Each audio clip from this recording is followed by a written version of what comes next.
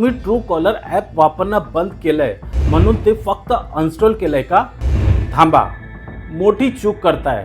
App delete केल्याने तुमचा data, नाव आणि नंबर डिलीट होत नाही, तो तिथेच राहतो. मग हा डेटा कायमचा डिलीट कसं करायचं?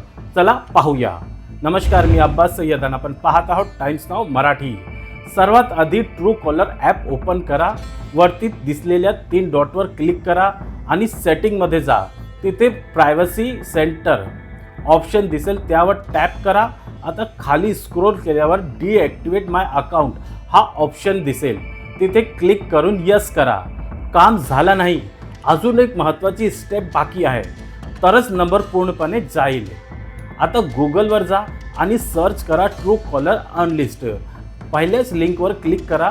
थोडे खाली स्क्रोल केल्यावर अनलिस्ट फोन नंबरचा ऑप्शन दिसेल, तिथे तुमचा मोबाईल नंबर कंट्री कोड सोबत टाका आणि अनलिस्ट बटनावर क्लिक करा. बस एवढंच. येत्या 24 तासात तुमचं नाव आणि नंबर ट्रूकॉलरच्या डेटाबेसमधून कायमचा डिलीट होईल. ही माहिती तुम्हाला कशी वाटली आम्हाला कमेंट करून नक्की सांगा आणि अशाच महत्त्वाची अपडेट्स पाहण्यासाठी टाइम्स नाव मराठीला लाईक करा, शेअर करा, सबस्क्राईब करा. धन्यवाद.